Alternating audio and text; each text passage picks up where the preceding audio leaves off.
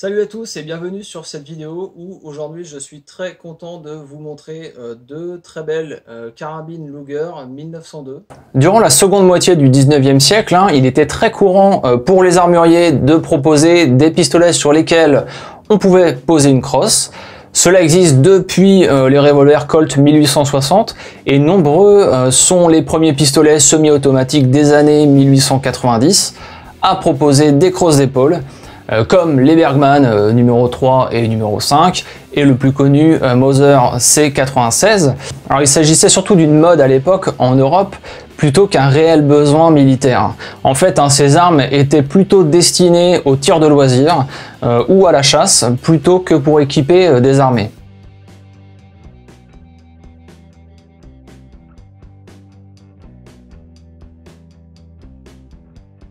Bien sûr, il y aura des exceptions, comme avec le P04 de la marine allemande adopté en 1904, que j'ai déjà présenté dans la précédente vidéo, qui dispose d'un canon de 15 cm, qui chambre le 9 mm Parabellum, et qui dispose d'une crosse avec son étui. Viendra ensuite en 1914 l'adoption du LP08 pour l'artillerie allemande, que j'ai déjà présenté sur la chaîne. Reste le C96 de Mauser que je n'ai pas encore présenté, mais ça viendra peut-être un jour. En tout cas, ce C96 à Mauser a été adopté en très faible quantité par des puissances militaires. Bon, on peut extrapoler encore avec la Belgique qui adopte en 1935 le GP35, que j'ai présenté brièvement sur la chaîne, mais c'était le GP35 Capitan qui est une version civile. Mais on a quand même une puissance étrangère militaire qui adopte en 1935 un pistolet sur lequel on peut attacher une crosse d'épaule. Bon, je ne vais pas tous les énumérer, mais vous comprenez un petit peu que c'est quand même assez rare que des militaires adoptent ce type d'arme. Alors même si très peu de corps d'armée dans le monde vont adopter ce type d'armes, les militaires en fait s'y intéressent énormément. Mais au final les tests sur le terrain ne sont pas concluants. L'infanterie va rester avec un fusil avec un gros calibre, les officiers resteront avec une arme de poing plus classique. Et surtout que en 1918 apparaît le MP18, j'en ai parlé aussi dans ma vidéo sur le Trommel Magazine, l'idée étant que ce MP18 supplante complètement le concept d'un pistolet sur lequel on vient attacher une crosse. Là, on a un pistolet mitrailleur qui offre la puissance de feu nécessaire et qui remplace ce type d'armement. On peut aussi noter que toutes les carabines basées sur un pistolet comme la carabine Mauser ou la Mannlicher 1901, qui sont pour le coup uniquement des carabines et ne peuvent pas être utilisées comme pistolet, connaîtront le même sort. Car au final, le calibre et la portée de ces armes reste trop faible par rapport à un fusil standard, sans parler même du prix de l'arme. Alors lorsque George Luger commence à améliorer le C93 de Borchardt pour en faire le modèle 1900, il va supprimer la possibilité de fixer une crosse sur la poignée de l'arme, car il va de toute façon suivre le cahier des charges que souhaitait l'armée suisse, et comme je viens de le dire précédemment, les militaires étaient au final peu intéressés par un pistolet avec une crosse amovible. C'était le cas pour les autres puissances étrangères, et donc comme l'objectif principal de la DWM était de vendre des armes aux militaires et non aux civils, la crosse ne fut pas du tout retenue. Cependant en 1900-1901, deux nations vont demander à George Luger spécifiquement d'essayer des Parabellum avec une crosse d'épaule. Il s'agit du Chili et des Pays-Bas.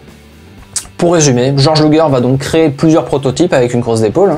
Ce seront les précurseurs de cette carabine 1902, ainsi que des P04 de la marine allemande. On retrouve sur ce modèle une arme avec un canon de 175 mm, toujours chambrée en 7,65 Parabellum et avec une hausse caractéristique sur la genouillère allant de 200 à 600 mètres. Au même moment de ces tests, Luger et la DWM vont réaliser qu'il y a aussi des parts de marché à prendre sur le plan civil et que leur Parabellum 1900, aussi intéressant soit-il, ne correspond pas à certains critères de vente, à savoir le tir de loisir justement, la chasse et même l'exploration de nouveaux territoires. Je rappelle qu'on est en 1900. Le concurrent principal de la DWM était à l'époque la firme Mauser, qui elle proposait déjà le C96 sur lequel on pouvait attacher une crosse, ainsi que la carabine Mauser, tirée du même système. Ces armes étaient à la mode à l'époque, surtout pour les classes les plus aisées. Et la DWM décida donc de partir sur ce créneau. Donc partant sur le fait qu'ils étaient en train de créer un Parabellum avec une crosse d'épaule, Et réalisant qu'il y avait un marché à prendre, cela donna naissance à la carabine 1902.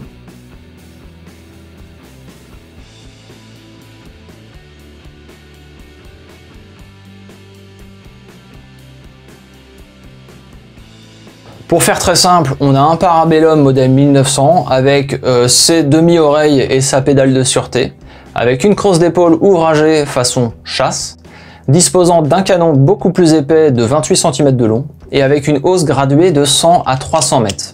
A noter aussi la possibilité de poser une bretelle sur l'arme.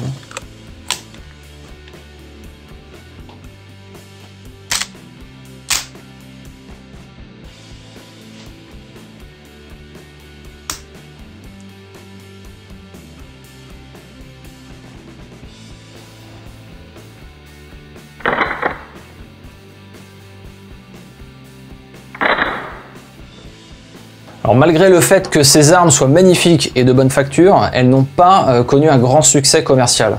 En effet, on estime à environ 2000 exemplaires produits seulement.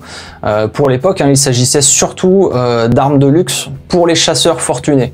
Parmi ses utilisateurs, il est très connu que le Kaiser Guillaume II utilisait une carabine 1902 pour ses parties de chasse, car il était paralysé du bras gauche, et donc il était plus facile pour lui d'utiliser ce type d'arme.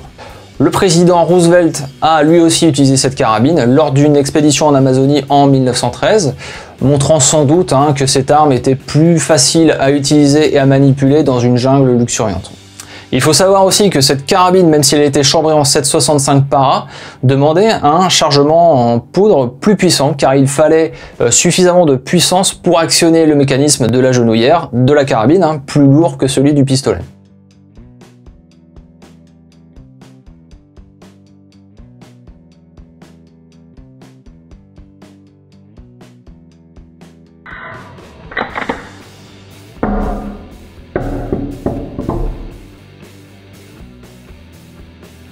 A noter aussi qu'une petite quantité de carabines en 9 mm furent aussi produites, mais que cela n'améliora pas les ventes de la DWM.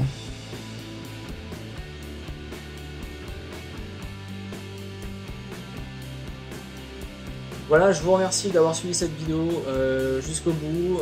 Je remercie énormément la personne qui m'a permis, encore une fois, de vous présenter ces deux carabines. Ces deux vraiment très belles armes. Donc n'hésitez pas à liker la vidéo, à commenter aussi, ça me permet de soutenir la chaîne. Et je vous dis à très bientôt.